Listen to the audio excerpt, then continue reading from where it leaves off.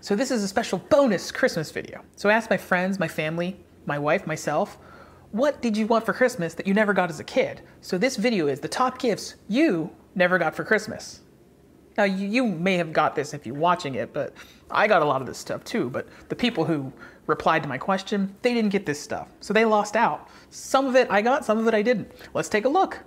The Virtual Boy. This Christmas wish came from Peter, and in retrospect, we can agree that Peter dodged a bullet on this one. However, take yourself back to the mid-1990s. You probably wanted one of these. Admit it! Okay, maybe not you, but like Peter, I wanted one. I remember playing with a demo unit in a Hills department store, and it was amazing. Granted, had I owned one, that shine would have worn off pretty quickly. Sega Genesis. We all have that one video game system that eluded us during our childhood. For me, it was a TurboGrafx 16. For my buddy Ryan, that white whale of a video game system was the Sega Genesis. Sonic the Hedgehog captivated me in the early 1990s, and I remember the day we set up our Genesis with that Sonic the Hedgehog game, the pack-in that said not for resale, in our den. I should have invited Ryan over to play more often. I could personally add the Sega CD to this selection, as I never had one, but I did get to play my cousin Troy's. The Real Ghostbusters Proton Pack. First, be sure to watch the Movies That Made Us for a bit about why the qualifier, the real, was added to the cartoon version of Ghostbusters. And also, be aware that all of the Ghostbusters toys we loved as kids were actually based on that cartoon as opposed to the movie itself. Anyway, I recall playing with this one as a kid. It may have belonged to a cousin, but it was glorious. Renee, however, never got to feel like a Ghostbuster himself, and trust me, that Proton Pack made you feel like a Ghostbuster. Power Wheels Jeep. Judy may be my wife, my all-time best friend, and feel like she's been in my life forever. However, we didn't meet into our late 20s, so I never had a chance to take her for a spin on my Power Wheels police motorcycle. Which is not what you're seeing here. This is the Knight Rider bike. I couldn't find video of the Power Wheels police motorcycle. However, there was a Power Wheel that I wanted above and beyond even that. The most iconic of all Power Wheels, the Jeep. Maybe Judy and I can get one for our girls next Christmas? My Pet Monster. My friend lamented never having received a My Pet Monster. I had one. It was awesome. And mine was so loved that the arm nearly fell off. That's how you express love, right? By ripping off limbs? The one downside was that hard rubber nose and teeth. They could do some serious damage. It was, after all, a monster.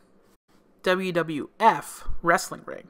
He's my go-to guy on wrestling information, with the exception where he credited Jerry Jarrett having owned part of the WWF in the late 90s. That singular faux pas aside, Frank is the dude when it comes to wrestling, yet somehow, he lacked a ring for his wrestling action figures. Jurassic Park Series 2 Carnotaurus. I had Grant, Muldoon, and a really awesome raptor. Heck, I even had one of those dino-damaged T-Rexes. It was missing both arms, but those tiny arms on a T-Rex are pretty useless anyway. However, Sam suggested one toy that outdid them all, the Carnotaurus. I'm pretty sure this is the dinosaur that ripped the arms off my T-Rex, and maybe even my pet monster's arm. Sam was able to fulfill his childhood wish himself thanks to a magical elf named eBay. Dino Riders Tyrannosaurus Rex.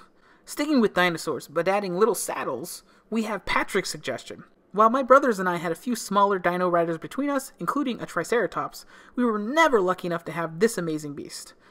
I just found myself staring at the picture of it for several minutes, actually. Maybe I'll have to do a little eBay dinosaur hunting myself. Teenage Mutant Ninja Turtles Blimp. Christmas 1990 was awesome for me. That year I got the Turtle Sewer playset, the Blimp, and Ace Duck to pilot it. Heck, I even got an action figure carrying case to store the turtle figures my brothers and I got over the previous Christmases and birthdays. Clayton wasn't as lucky. As this is the only Ninja Turtles post, I should also mention Mark Taylor. Mark is most famous as a creator of He-Man. However, Season 3 of The Toys That Made Us will teach you about his massive impact on the general awesomeness of this line as well. Transformers Hot Rod.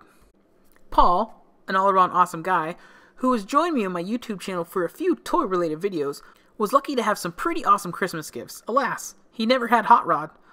Like most of us in the 80s, Paul was devastated by the loss of Optimus Prime in The Transformers, the movie.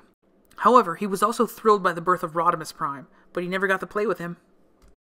Michael Keaton Batmobile, or Tim Burton Batmobile, or Batman 1989 Batmobile, however you want to call it. Looking over this list, and back on my life frankly, I was a spoiled kid. I had plenty of toys.